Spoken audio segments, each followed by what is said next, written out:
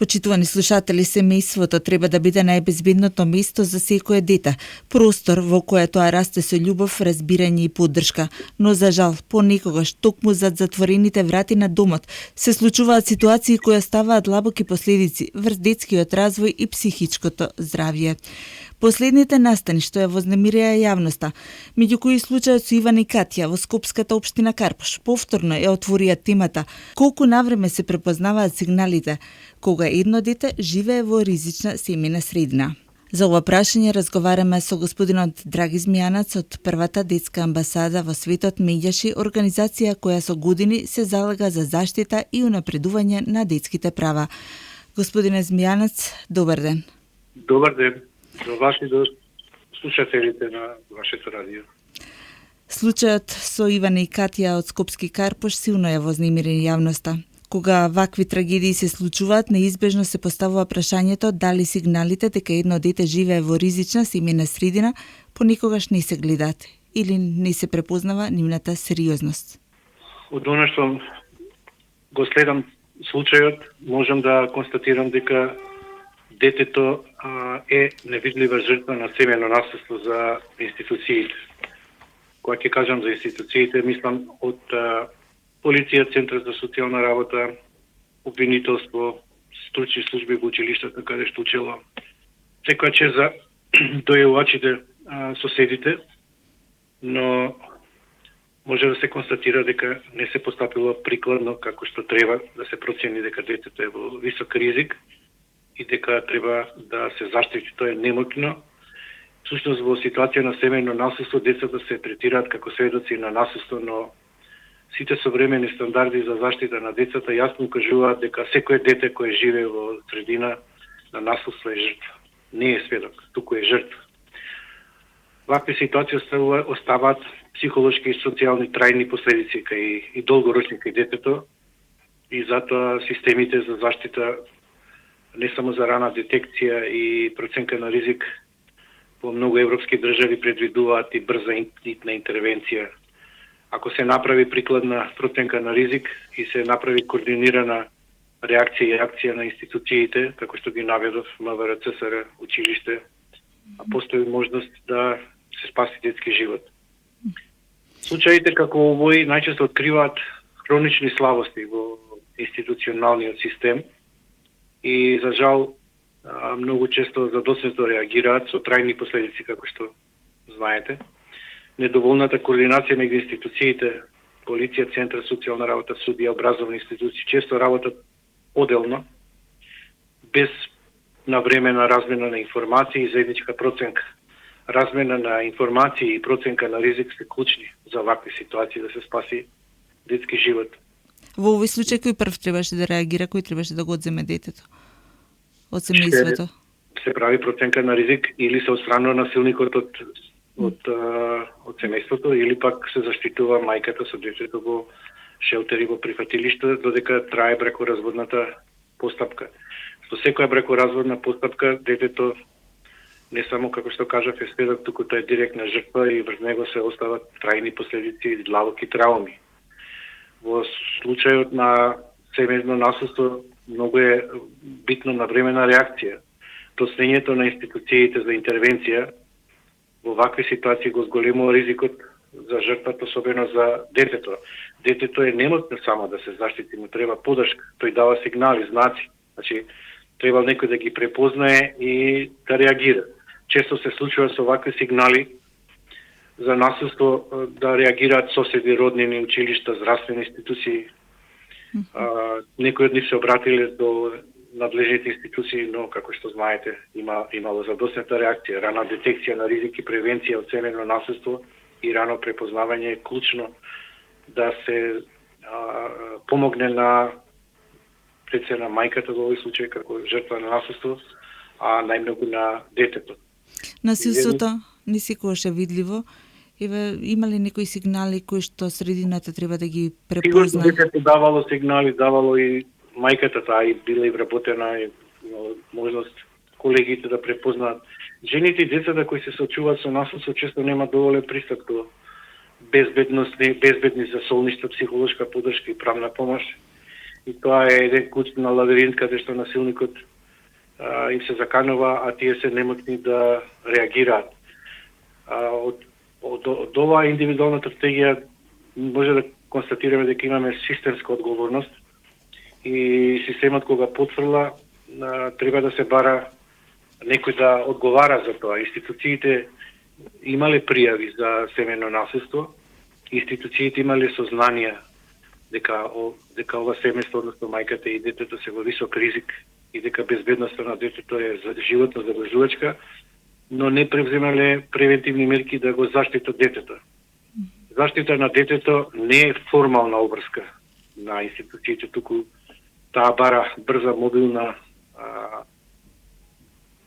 сигурна координација и интервенција за да може да бидат поефикасни институциите. Тие мора меѓу себе да бидат координирани, информирани за да знаат како да постапат и во кој момент.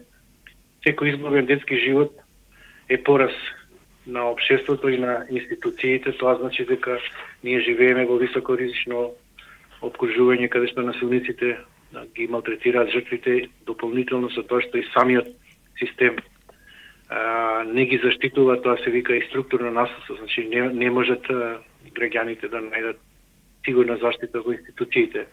По последните децении, работејќи во областа на заштита на правата на детето, научив една болна вистина, дека трагедиите речиси никогаш не се случуваат одеднаш. Има временска рамка. Овој случај траел од 2019 до 2026, тоа е многу долг период, за да нема можност институциите да се покријат со тоа дека не знаеле. Најчесто и претходат предупредувачки сигнали, како што кажавте и вие, семејни конфликти, насилство, повици за помош, следващо од соседи, секоја чест ке кажам, соседите пријавувале родни институции, и никогаш трагедијата не се случува одеднаш. Ова е болна вистина и секогаш треба да ги препознаваме раните сигнали кои ги упатуваат жртвите, најчесто децата. Прашање дали тие сигнали биле препознаени и дали системот реагирал на време. Господине Змијанац, колку често децата во земјава не се жртви или свидоци на вакви ситуации? Тие се директните жртви кога во високоризично семејно насилство, посебно во бракоразводна постапка, кога родителите не можат да излезат од таа конфликтна ситуација, децата не само сведок, тие се директни жртви. Детето е жртва, тоа живее во страв, несигурност, психолошки притисок, што остава трајни последици. Затоа треба да се стандардизираат постапките, да се заштити детето и дека секој дете кој расте во средина на насилство мора да биде третирано како дете во ризик и да добие итна институционална заштита. Затоа што ако не постапат институциите брзо, тоа дете во ризик може да заврши и фатално по неговиот живот. Тоа што би значило во пракса институционална заштита, детето да се одзема од семејството, да се смести во некое згрижувачко семејство или како? Треба да се заштитат пред се жртвите и мајката или таткото ако е жртва заедно со детето, да се отстрани насилникот и да се, ако е покрената бракоразводна постапка, да се реши тоа брзо и да му се ограничи на насилникот да пристапува во домот каде што живеат, во овој случај мајката со детето. Значи, во ревизорскиот извештај беше нотирано дека таа мерка за отстранување на насилникот од домот многу ретко се применува во земјава. За 2 години дали се изречени 8 мерки. Ако не се лажам, така беше нотирано во ревизорскиот извештај за примената на Истанбулската конвенција. Ретко се одзема и родителско право, ретко се забранува насилникот да, значи мора да сватиме дека ова не е приватна работа, дека цел систем бил вклучен, учувајќи ги и соседите кои реагирале на време. За ваков тип на семејно насилство нема приватност. Тоа се митови кои ние мора да ги надминеме, затоа што ако граѓаните реагирале, а институциите не постапиле, тогаш се поставува прашање кој треба да сноси одговорност.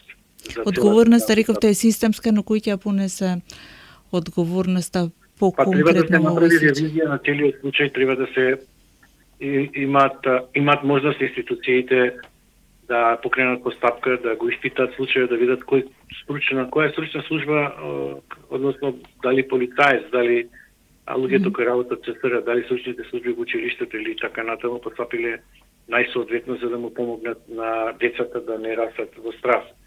Во овој контекст, во вакви ситуации, најчесто некако во преден план се зборува за насилството врз возрастните. Имате ли впечаток дека децата како да остануваат во сенка? Па јас тоа го кажав на самиот почеток, децата се невидливи за институциите. Тивки жртви, така. Тие најмногу страдаат. Значи, ако некој насилство трае со години, соседите слушаат, роднините знаат, понекогаш имаат и пријави, а институциите реагираат бавно, формално или воопшто не реагираат. По меѓувреме децата растат во страх. Што значи тоа? Институциите не знаат да се стават во функција на детето жртва, а не сведок. Колку училиштата, наставниците, педагозите, психолозите може да бидат на прва линија? Многу, затоа што децата во таа рана детска возраст се отворени, ги кажуваат сите работи, невозможно е. Не само сигнали видливи по неговото однесување, туку и може да ги пренесуваат и домашните состојби, посебно што рол модел се воспитувачите и наставниците за децата. Тие, значи, опасна заблуда е дека семејното наследство е приватна работа, но кога во домот има наследство, тоа никогаш не е приватно, особено кога во тој дом живее дете. Ја ќе повторам, детето не е само сведок на наследство, детето е најголема жртва кога има семејно наследство. Значи, многу поголема жртва, затоа што возрастниот, независно дали е мајката или таткото жртва на семејно наследство, тие имаат и разработено некакви механизми да можат да се справат, да се јават. Детето е немокно. А психолошките последици од живот во средина на страф и агресија се длабоки, долгорочни. Затоа заштитата на децата мора да се процени дека е во висок ризик и да се реагира. Кај нас системот често реагира дури кога е предосна. Еве сега се растрча, институциите наоѓаат насилници, ги пријавуваат и така натаму, но полицијата, центрите за социјална работа, судиите и другите институции постојат токму да спречат вакви трагедии. Тие премногу често функционираат како изолирани институции без доволна комуникација. Јас ќе кажам некогаш дека многу е важно да се активираат и СОС телефоните. Еве, постои СОС телефон за жени жртви на насилство, постои нашиот Ало Бушовка СОС телефон за деца и млади кој работи 24/7. Ќе го споменам бројот 116110703906332. Ние добиваме некакви ситуации на дојави и ги мобилизираме институциите на системот и бараме од нив да постапат и верувам дека под притисок на медиумите и на граѓанскиот сектор и на овие СС линии можеби би биле помобилни и поактивни за да не се случи тоа што се случи. Колку според вашето искуство институциите, центрите, ги споменавте за социјална работа, полицијата, училиштата функционираат како поврзан систем? Јас би кажав тие како изолирани острови. Институциите, значи, прво Центар за социјална работа има премногу ингеренции. Тој единствен кој може да влезе во домот да направи увид за ризик, проценка на ризик. Може да дојави до училишниот психолог, педагог со стручна служба, до полицијата дека тоа дете живее во висок ризик и дека е животно загрозувачко и дека треба да се постапи прикладно за да се помогне да се спречи најлошо сценарио тоа што се случи. Затоа ова трагедија не сме да биде заборавена по неколку дена медиумско внимание. Ви благодарам што го покривате вие. Затоа треба да стане повод за сериозни анализи и промени. Потребен е систем што на вистина ќе ги штити вистински децата, не декларативно. Систем што препознава ризик на време, што реагира брзо, што не дозволува жртвите да останат сами, препуштени сами на себе и да не знаат како да се справат. Повторно ќе нагласам, децата не може сами да ги побараат заштита. Освен поголемите, може би ќе свртат телефон, но помалите се немокни. Тие зависат од возрастните, од институциите. А кога институциите ќе потврдат, последиците се трагични. Затоа денес не е доволно само да жалиме, да критикуваме и така натаму, мора да се направи конкретен мобилен систем каде што ќе се постапи веднаш под било каква дојава. Дури и анонимно да е, ако има дојава за семејно наследство, институциите мора брзо да реагираат и да бараат нешто да се превземе за да се спаси детето и да живее во безбедно десно. А тоа право не сме да зависи од дали системот ќе реагира или не, тоа мора да биде под службена должност. А сметате дека земјава има доволно механизми и капацитети за психолошка и социјална поддршка на децата? Мојот дека центрите социјална работа, повторно ќе кажам, имаат многу ингеренции, се бирократизирани, тешко одат на терен, или пак кога не го сранува или не постапа прикладно да ја заштити жената или мајката и детето од насилникот, и детето најчесто станува, повторно кажам, невидливо за системот и не се третира како централна жртва. Детето најчесто станува толку невидливо да едноставно фокусот е кон насилникот и кон жртвата, а детето не е нем сведок, тој е жртва, тоа е присутно во домот, каде има конфликт, има страх, насилство. Но во институционалните процедури често не се третираат како централна жртва, а токму тој ги носи најдлабоките трауми и најтешката цена ја плаќа. Кога детето расте во атмосфера на насилство, тоа живее во постојана психолошка тензија, страф и несигурност. Тоа е немотно, зависи од возраст и од институции. Нема моќ да се заштити, ниту секогаш знае кому да се обрати. Иако, повторно ќе кажам, тоа семејство е мало пошироко семена заедница, роднини, пријатели, бујкоци, дедоци и така натаму баби. Значи, сите ние кои сме имали било каква информација, сме можеле да реагираме и сме реагирале. Но за жал, не се постапило прикладно, соодветно, брзо, координирано и не се направила вистинска проценка на ризик. Затоа, ќе кажам, кога постои семено насилство, детето мора автоматски да се третира како дете во ризик. Во такви ситуации мора се реагира брзо, координирано, со јасна проценка на ризик, каде што полицијата ќе размени информации со надлежните други институции, може да даде информации, може да прибаре информации од социјалните работници, од училиштето кај што детето иде на училиште, од вработените каде што мајката била вработена и имала можност да ја комплетира сликата за да се направи проценка во ризик. Ако не комуницираат меѓу себе институциите, тогаш навистина ова е голем пропуст кој мора да заврши со некаква одговорност. Во ова насока каква е улогата на граѓанските организации, како миѓаш, и дали тие се често првата адреса на која граѓаните треба? Ние кога алармиравме пред година и пол дека 10 деца се јавиле за самоубиствени мисли и кога побаравме Министерство за образование и наука, Министерство за здравство, а мислам дека треба да биде вклучено и Министерство за внатрешни работи, се направи протокол како да се постапува во вакви ситуации да се спаси детски живот. Имавме еден случај кога успеавме нашиот СС оператор, што еден колега од вработен во Мегеши, да дојави на полицијата и брзо да го спаси детето кое сакаше да се фрли од камениот мост. Успеавме тоа дете да го спасиме, но едно исто дете во тој ден се фрли од трговскиот центар. За жал, ви кажав, само за еден месец 10 дојави. Значи, сериозен е проблемот. Да. Сериозен е проблемот.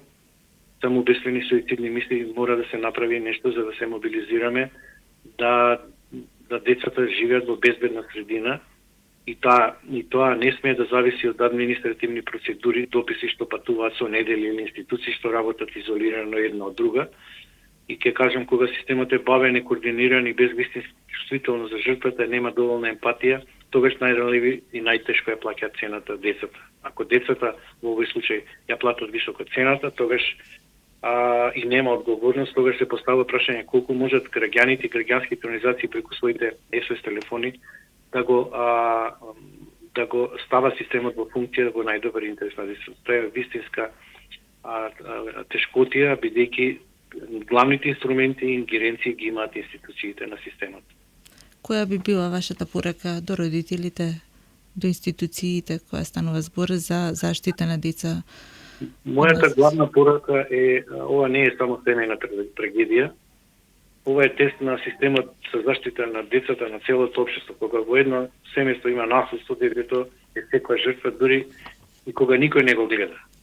Детето не сме да биде невидлива жртва. Во случај на семејно насилство, детето не е само сведок, детето е жртва и често е најневидливата жртва. За жал се потврдува со овој случај.